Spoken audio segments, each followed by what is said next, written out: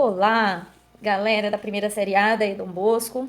Eu sou a professora Letícia e vamos estar corrigindo agora o formulário de química, certo? O conteúdo era transformações químicas na natureza e no sistema produtivo, tá ok?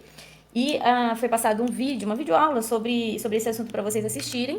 E aí, vocês tinham que fazer um breve comentário. Eu gostei bastante do comentário de vocês, mas basicamente o que tinha que estar escrito lá é que transformação química, né, é toda transformação, ou fenômeno também, a gente pode chamar de fenômeno, é toda transformação ou fenômeno que forma novas substâncias.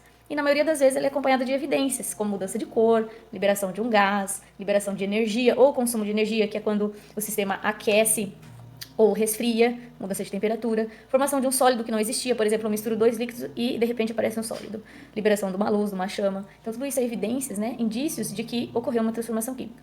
Muitas vezes a gente tem que comprovar no laboratório se a substância realmente mudou quimicamente. Mas é assim que nós fazemos, né? O primeiro passo é verificar essas evidências, ok? Já nos fenômenos físicos ou nas transformações físicas, são as transformações que causam mudança apenas no estado ou na forma física do material. Então, não causam nenhuma alteração na composição da substância, certo? Por exemplo, né, as mudanças de estado, quando o material passa do estado sólido para o líquido ou vice-versa, do líquido para o gasoso. Exemplo, a água, né? Quando eu pego a água líquida e faço ela virar gelo, né, eu apenas houve uma mudança de estado, a água não deixou de ser água, certo? Ou então, quando eu evaporo o álcool ou o etanol, né? Tá no estado líquido, ele passa para o estado vapor, ele não deixou de ser álcool. Ou quando eu mudo a forma de alguma coisa. Por exemplo, se eu pego um papel e amasso ou rasgo, ele não deixa de ser papel, certo? Ou eu pego uma latinha de alumínio e amasso ela, o alumínio não deixa de ser alumínio. A substância, a composição química da substância continua a mesma. Então, quando isso acontece, é apenas uma transformação física, certo? Gostei bastante das respostas de vocês, hein, galera? Parabéns para todo mundo. Já na questãozinha 1, né? Já dava 6 situações, tinha até a imagem dessas situações, e vocês tinham que responder quais delas são fenômenos químicos, certo? Então, a primeira situação, comprimido, efervescente água. Aqueles comprimidinhos que a gente coloca na água, ele borbulha, serve como um antiácido para aliviar a queimação do estômago e tal. Então, na hora que você coloca o comprimido na água, você observa claramente uma formação de gases, então, indício de transformação química, certo? Produção do caramelo a partir do açúcar. Quando você coloca açúcar para derreter numa panela, ela recebe bastante calor e o açúcar começa a derreter, aí vai mudando de cor, de repente ele está na cor de caramelo, né? Ele forma um fio e tal e tal. Então, como mudou de cor, nós podemos considerar uma transformação química, ok? Desaparecimento das bolinhas de naftalina no armário. Quando a gente coloca naftalina, é aquela bolinha branca que tem um cheiro muito forte, que é para espantar insetos, né? Antigamente se usava muito nos guarda-roupas, a roupa até ficava cheirando um pouco. Enfim, as bolinhas de naftalina, elas facilmente começam a evaporar. Então, elas são sólidas e começam a evaporar. É um processo que a gente chama de sublimação. Então, a naftalina não deixa de ser naftalina, ela apenas sofre uma transformação física do estado sólido para o gasoso, tá? No item 4, água sanitária no tecido colorido. Quem nunca manchou uma roupa? Então, a água sanitária, quando ela entra em contato com o tecido colorido, ela arranca aquela coloração, né? É uma transformação química, porque houve mudança de cor. Fabricação de fios de cobre a partir de uma barra de cobre. Se eu tenho uma barra de cobre e apenas formo fios de cobre a partir dela, eu não mudei a substância, continua sendo de cobre. Então, apenas uma transformação física, eu mudei o formato dela. Estava em barra e ficou em fio. E a última aqui, ó, queima de um pedaço de madeira. É importante lembrar que toda queima é uma transformação química, tá? Mas o que aconteceu com o pedaço de madeira? Bom, era madeira, queimou, virou cinzas, uma parte virou vapor de água, outra parte virou vapor de gás, né? E então houve uma transformação química, liberou gás e além de tudo liberou muito calor, certo? Liberou chama e tudo mais. Então, resposta, quais deles são fenômenos químicos? Item 1, 2, 4 e 6, certo? Então, quem respondeu isso, parabéns, tá bom? Questãozinha 2, vamos lá. Questãozinha 2, ele dava 3 situações, A, B e C, certo? E vocês tinham que analisar. Então, a letrinha A falava assim, a água líquida é obtida a partir do gelo ao se fornecer energia na forma de calor. Né? Então, o gelo, se eu forneço energia, eu dou energia, mais energia para ele vira água líquida. O inverso também pode acontecer. Se eu pego água líquida e retiro a energia dela de calor, eu retiro o calor dela, ela forma gelo, certo? Então, nesse caso, não houve uma transformação química, porque o gelo não deixa de ser água e a água líquida também não deixa de ser água, né? Então, só houve uma transformação física. Na letrinha B do mármore, o mármore recebe chuva ácida, por exemplo, ou um ácido e vai virando gesso. Às vezes a gente não tem muito esse conhecimento prático, né? Mas às vezes já aconteceu de você ver alguma escada de mármore mais antiga, né?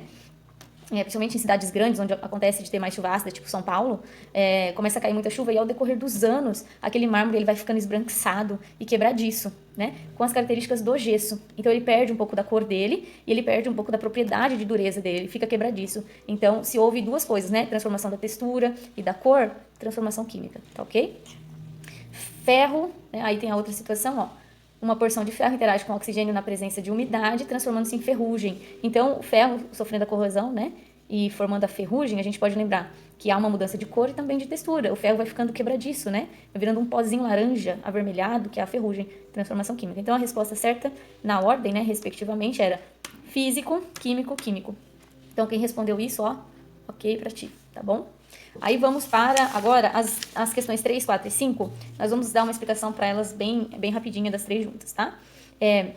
Nós vamos falar nessas três questões sobre a classificação das transformações. Aí, tanto física quanto química, beleza? Então, são os fatores envolvidos nas transformações em geral, tá? Então, quais são os três fatores? Revertibilidade, tempo e energia. Eu vou classificar, eu posso classificar todas as transformações assim. Então, revertibilidade, se ela é revertível ou não, ou seja, se ela volta a ser o que era antes ou não. Quando eu rasgo um papel, eu consigo voltar ele a ser o que ele era antes? Não. Quando eu queimo uma madeira, eu consigo voltar ela a ser o que era antes? Não. Quando eu pego uma água e congelo, eu consigo voltar ela na forma líquida? Sim. E assim vai indo, tá? Com relação ao tempo, se é instantâneo ou não instantâneo. Tudo que for instantâneo é aquilo que acontece muito, muito, muito rápido. Eu consigo observar as evidências, eu consigo observar a ocorrência daquela transformação em poucos segundos, dentro de instantes. E quando não, quando já começa a demorar um pouco para isso acontecer, é um processo não instantâneo, tá bom? Com relação à energia, esse daqui é um dos mais importantes, que é um que mais cai no vestibular, que às vezes as pessoas mais confundem, tá? Então é importantíssimo a gente saber falar sobre eles. Com relação à energia, nós estamos falando aqui nas transformações de calor, basicamente. Então, endotérmica é quando a transformação que está acontecendo, ela precisa de calor para acontecer, ela vai consumindo calor enquanto ela está ocorrendo, né? E as exotérmicas vão liberando calor conforme elas vão ocorrendo, tá? Então, nós vamos ver alguns exemplos aqui, vai ficar fácil. Então, questãozinha 3 tinha lá para vocês responderem, ó. Então, foca só na 3 aqui agora, né? Questãozinha 3. Queima de uma vela, tá? É revertível ou irrevertível? Você queimou a vela, cara, a vela não consegue voltar a ser o que ela era antes, não. Irrevertível. Amadurecimento dos legumes, também é irrevertível. Você não pega um legume maduro, depois volta ele a ficar verdinho, né? Não. Irrevertível. Fermentação do suco de uva. Fermentou, processo de fermentação também, irrevertível. Evaporação do etanol. Nossa, se eu evaporo o álcool, eu consigo pegar aquele vapor e voltar ele no estado líquido? Opa, consigo. Cozimento da batata. Cozinhei a batata, pá, já era. Não consigo voltar a batata a ficar crua de novo. Queima da madeira, também irrevertível. Não consigo voltar a ser o que ela antes. Derretimento do gelo. Consigo derreter o gelo, pego aquela água e congelo de novo, volta a ser gelo. Então, revertível. Aquecimento da parafina. Parafina é aquela parte branca da vela. Se eu só aqueço, ela derrete, né? Fica aquele líquido. Se eu paro de aquecer ali, ela começa a resfriar, ela volta a ser parafina sólida. Então, só o aquecimento dela é revertível, sim. Beleza? Questão 4. Então, agora, com relação a ele ser instantâneo ou não instantâneo, né? Ó. Então, enferrujamento do portão. Ele não, dentro de segundos, ele não enferruja. Então, é não instantâneo, certo? Efervescência da aspirina. Se eu coloco uma aspirina na água, é muito instantâneo. Ela já começa a liberar as bolinhas de gás. Queima do fósforo. Pá! Palitinho de fósforo. Opa! Muito instantâneo. Cozimento do ovo. Ah, já demora uns minutinhos, certo? Amadurecimento da fruta. Opa! Demora dias, semanas, meses. Queima do álcool. Quando ele começa a queimar, eu já observo o calor, a liberação de chama muito rápido, tá? Tem gente que vai falar assim, é difícil botar fogo no álcool. Não, não é, tá? O que acontece? Muitas vezes ele tem uma porcentagem de água, aí fica mais difícil mesmo. Então, por isso que tem gente que pega álcool lá de limpeza doméstica a 46 graus e NPM não consegue fazer ele queimar, porque ele tem muita água. Ou você pegar o etanol puro, opa, rapidamente você queima ele. Evaporação da acetona. Você deixa um frasquinho de acetona lá, começa a evaporar. Mas é não instantâneo, não evapora tudo de uma vez, e nem tão rápido, e você não percebe isso. Fermentação do caldo de cana. A gente fez fermentação do caldo no laboratório, lembra? Começa a fermentar, começa a formar bolinhas de gás, mas também não é instantâneo, certo? Outra coisinha aí agora, a última. Endotérmica e exotérmica. Vamos aos exemplos aqui. Então, endotérmica, lembrando que consome calor. Exotérmica, libera calor. Para cozinhar o macarrão, consome calor. Endotérmico, certo? Na queima do carvão, quando o carvão está queimando, ele libera calor para dedéu. Explosão de uma bomba, opa, libera calor. Derretimento do sorvete, para ele derreter, o que acontece? Pá! Secagem da roupa no varal, né? Consome calor também, tá? Precisa consumir o calor do sol. Fervura da água também consome calor, tá? Interação entre ácido clorídrico e soda cáustica, né? Vocês fizeram isso no laboratório também. Se eu pegar um ácido e a soda misturar, os dois liberam calor, tá? Fica quentinho ali, os dois líquidos, né?